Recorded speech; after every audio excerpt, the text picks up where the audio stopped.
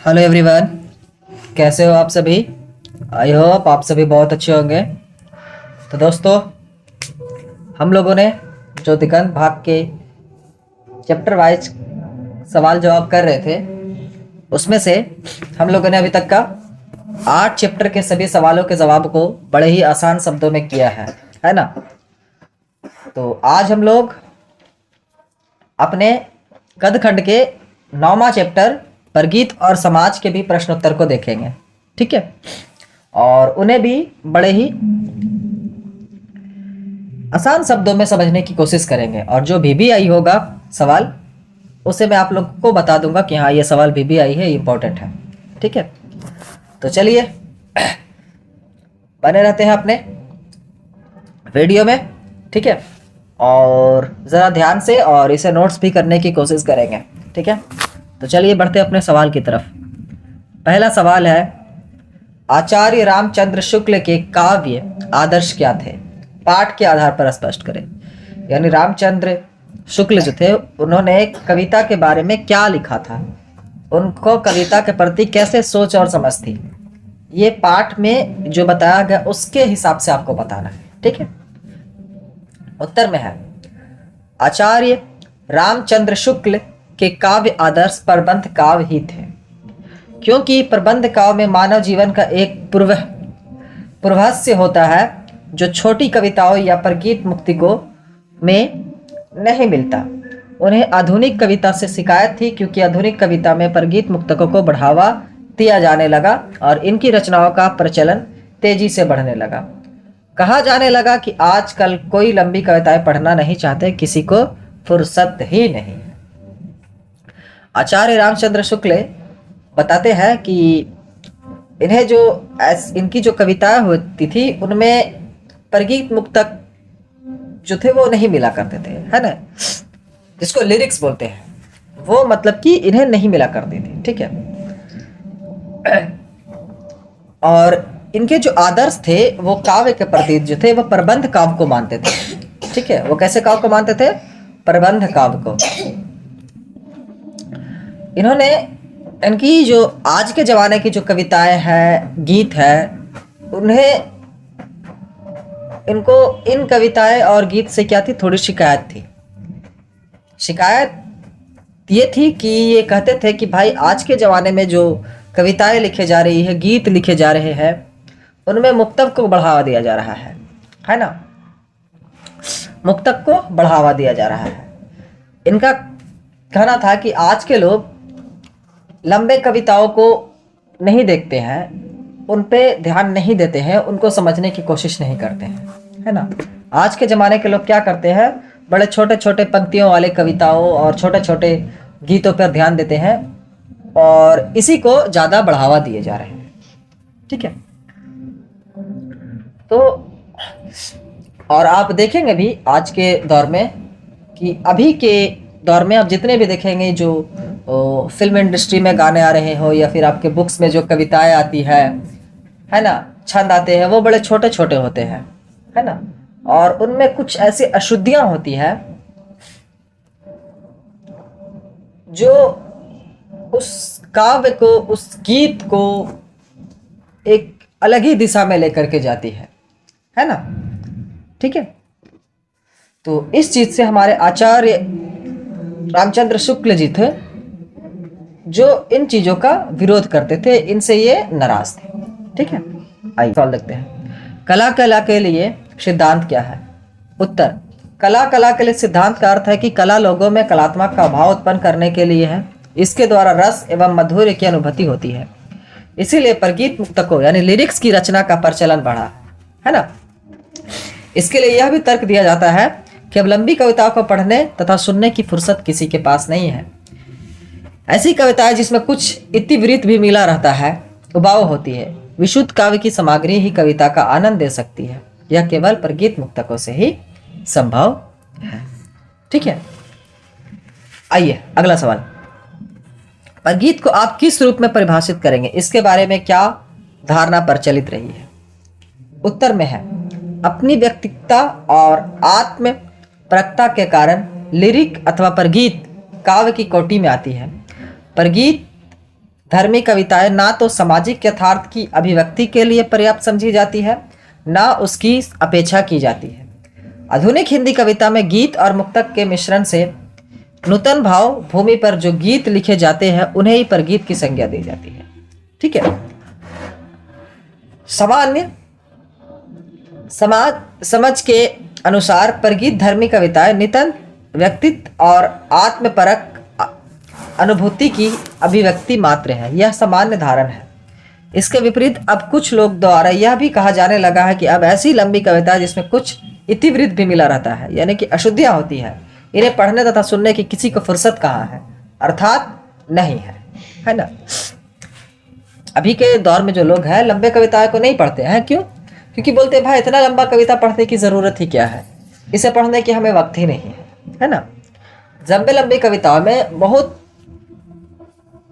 ऐसे शब्दों का भी इस्तेमाल बहुत बार कर दिया जाता है जिसको उस कविता में रखने का कोई मायने ही नहीं बनता है ना। बहुत से क्या होता है कि एक ही वर्ड्स को बार बार रिपीट कर देते हैं, बहुत से ऐसे कविताओं में आपको देखना पड़ता है ना। आइए, वस्तुपरक नाट्य धर्मी कविताएं से क्या तात्पर्य है? आत्मपरक परगीत और नाट्य कविताओं की यथार्थ व्यंजन में क्या अंतर है? देखिए, उत्तर है वस्तुपूरक नाट्य कविता से तात्पर्य है किसी सामान्य विषय पर आधारित नाट्य कविताएं से यह आकार को दृष्टि से कुछ लंबी होती है। ठीक है। आत्मपरक परगीत भी नाट्य धर्मी लंबी कविताओं के समान ही होती है। आत्मपरक परगीत और नाट्य धर्मी कविता में मंचन का अंतर होता है। देखिए, वस्तुपरक नाट्य कविता और आत्मपरक परगीत ये दोनों लगभग सेम ही होती हैं। इसमें जो फर्क होता है वो आकार का होता है। ठीक है। वस्तुपरक नाट्य कविताएं जो होती है वो आकार में क्या होती है, थोड़ी सी बड़ी होती है और लंबी होती है। ठीक है। लेकिन आत्मपरक परगीत कविता जो होती है वो नाट्यपरक लंबी कविताओं के समान ही होती है। ठीक है। अब देखिए, आत्मपरक परगीत और नाट्य धर्मी कविता में मंचन का अंतर मतलब थोड़े बहुत अंतर होते हैं। ठीक है। यानी कि इसमें आकार मतलब कि इसकी जो कविताएं लिखे तो 10 लाइन की है, तो जो आपकी नाट्य धर्मी कविताएं है वो क्या होगी, 12 लाइन की होगी। मतलब 1-2 लाइन की आगे पीछे फर्क होती है ना। यानी कविताओं के साइज के ऊपर इनमें अंतर होता है। ठीक है, समझ में आई बात? आइए अगला सवाल।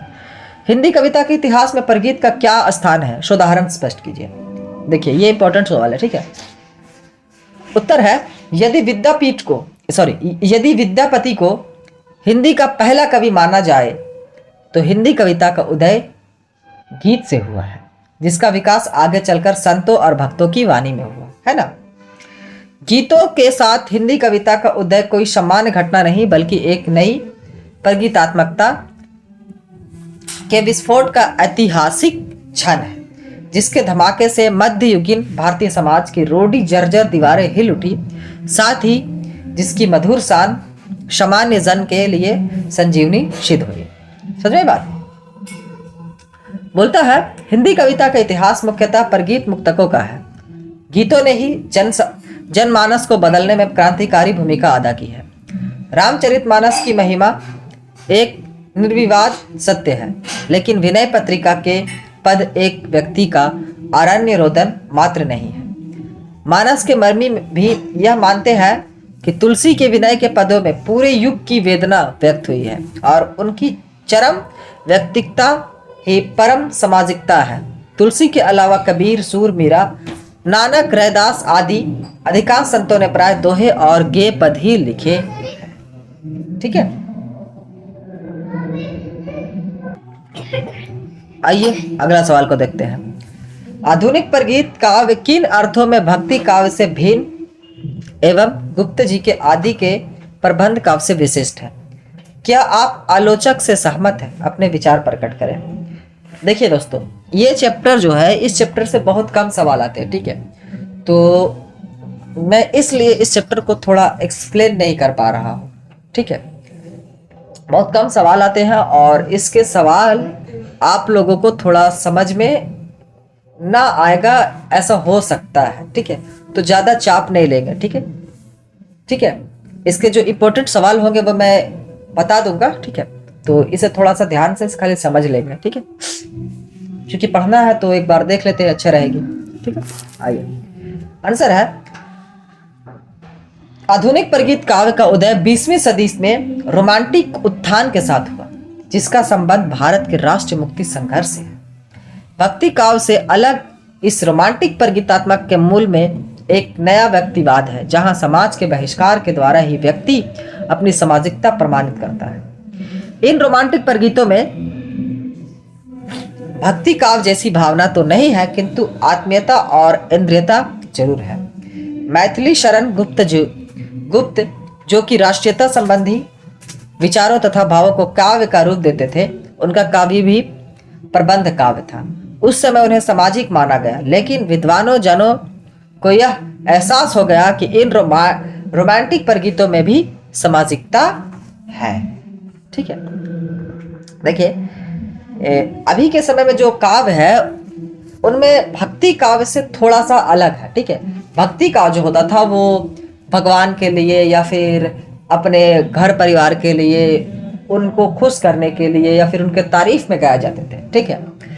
लेकिन आधुनिक समय में जब लोगों ने परगीत की तरफ ज्यादा ध्यान देने लगे तो उन लोगों ने क्या किया, परगीत को एक अलग ही मोड़ दे दिया, जिसे हम लोग बोलते हैं रोमांटिक परगीतात्मक, ठीक है। रोमांटिक गाने, रोमांटिक कविताएं, ठीक है, एक प्रेम भाव से लिखे गए कविता या फिर प्रेम भाव से लिखे गए गीत, है ना, ये एक इंसान के लिए गाना जाने लगा, है ना, एक मित्र के लिए, अपने परिवार में माँ बाप के लिए, हर उस चीज के लिए गीत लिखे जाने लगे, ठीक है, जिससे इंसान पसंद करता हो या ना पसंद करता हो, उसे अपने गीत के जरिए, अपने शेर व शायरी के जरिए व्यक्त करता था, है ना। तो ये स्टार्टिंग में ये हुआ कि इसे लोग विरोध करने लगे, है ना, कि भाई ये तो गलत है, इसमें बहुत सी अशुद्धियां छुपी हुई है, ये अशुद्ध है, ये गलत है ना। लेकिन आहिस्ता आहिस्ता उन लोगों को भी ये रियलाइज हुआ, ये समझ में आने लगा कि नहीं नहीं, ये चीज भी समाज के लिए सही है ना, अपने भाव को व्यक्त करने का एक तरीका हो सकता है परगीत, है ना। और वाकई में इंसान अगर किसी से बात करता है तो जिस तरह से एक आसान शब्दों में बोल देता है, तो उसी तरह अगर उसे कुछ गुनगुना करके शेर व शायरी के जरिए बोला जाए या गाना का माध्यम से बोला जाए तो क्या होता है, लोगों को थोड़ा आनंद मिलता है और ज्यादा समझ में आता है ना। तो ऐसा हमारे विद्वानों को एहसास होने लगा और वो इस रोमांटिक के परगीत को भी मानने लगे, ठीक है। आइए, अगला सवाल है, कविता जो कुछ कह रही है उसे सिर्फ वही समझ सकता है जो इसके एकाकीपन में मानवता की आवाज सुन सकता है। इस कथन का अर्थ स्पष्ट करें, साथ ही किसी उपयुक्त उदाहरण से अपने उत्तर की पुष्टि करें। देखिए, प्रस्तुत अंश नामवर सिंह रचित निबंध परगीत समाज से उद्धृत है। ऐसा प्रतीत होता है कि कवि को एकाकीपन में पीड़ित मानवता की आवाज एकांत में सुनाई पड़ रही है। थियोडोर एडोर ने कहा कि व्यक्ति अकेला है, यह ठीक है, परंतु उसका आत्म संघर्ष अकेला नहीं है। उसका आत्म संघर्ष समाज के प्रति फलित होता है। यही कारण है कि बच्चन जैसे कवि सरल सपाट निराशा को अलग करते हुए एक गहरी सामाजिक सच्चाई को व्यक्त करते हैं। राम की शक्ति पूजा में राम का जो आत्म संघर्ष है वह अंततः सामाजिक सच्चाई को व्यक्त करता है। कवि अपने अकेलेपन में समाज के बारे में सोचता है, नई प्रक्रिया द्वारा उसका निर्माण करना चाहता है। यहाँ व्यक्ति बनाम समाज जैसे सरल द्वंद्व का स्थान समाज के अपने अंतर विरोधियों ने ले लिया। व्यक्तिवाद उतना अस्वस्थ नहीं रहा, बल्कि स्वयं व्यक्ति के अंदर भी अंतः संघर्ष पैदा हुआ। विद्रोह का स्थान आत्मविडंबना ने ले लिया। यहाँ समाज के उस दबाव को महसूस किया जा सकता है जिसमें अकेले होने की विडंबना के साथ उसका अंतर द्वंद्व भी है, ठीक है। देखिए, अगला सवाल है, मुक्तिबोध की कविताओं का पुनर्विचार की आवश्यकता क्यों है? आलोचक के इस विषय में क्या निष्कर्ष है? मुक्तिबोध ने सिर्फ लंबी कविता ही नहीं लिखी, उन्होंने अनेक छोटी कविताएं भी लिखी और छोटी होने के बावजूद लंबी कविताएं से किसी कदर कम सार्थक नहीं है। वे कविताएं अपने रचना विन्यास के परगीत धर्मी है। कुछ विचार से तो नाटकीय रूप के बावजूद मुक्तिबोध की काव्य भूमि मुख्यतः परगीत भूमि है। मुक्तिबोध का समूचा काव्य मूलतः आत्मपरक है, इसलिए उनकी कविताओं पर पूर्ण विचार की आवश्यकता है। लेकिन यह भी है कि यह कविता आत्मपरक होते हुए भी प्रत्येक कविता को गति और ऊर्जा प्रदान करती है। ठीक है, आइए अगला सवाल देखिए। त्रिलोचन और नागार्जुन के परगीत की विशेषता क्या है? पाठ के आधार पर स्पष्ट करें। नामवर सिंह ने त्रिलोचन के सोनेट वही त्रिलोचन है, वह नागार्जुन की कविता तन गई रीढ़ का उल्लेख किया है। ये दोनों रचनाएं पाठ के आसपास खंड में दी गई है, उन्हें भी पढ़ते हुए अपने विचार दें। देखिए आंसर बताता है, त्रिलोचन के परगीतों में जीवन जगत और प्रकृति के जितने रंग बिरंगे चित्र मिलते हैं वे दूसरे जगह दुर्लभ है, यानी वहां पे नहीं मिलते हैं। वही नागार्जुन की बहिर्मुखी आक्रामक काव्य प्रतिभा के बीच आत्मपरक परगीतात्मक अभिव्यक्ति के क्षण कम ही आते हैं, लेकिन जब आते हैं तो उनकी विकट तीव्रता परगीतों की परिचित संसार को एक झटके से छीन भिन्न कर देती है। This is a not important. ठीक है, ये क्वेश्चन इंपॉर्टेंट नहीं है, ये भी इंपॉर्टेंट नहीं है। ठीक है, लेकिन मैं इसे बता देता हूँ। मित कथन के अति कथन से अधिक शक्ति होती है। मित कथन में अति कथन से अधिक शक्ति होती है। केदारनाथ सिंह की अधृत कविता के इस कथन की पुष्टि करें।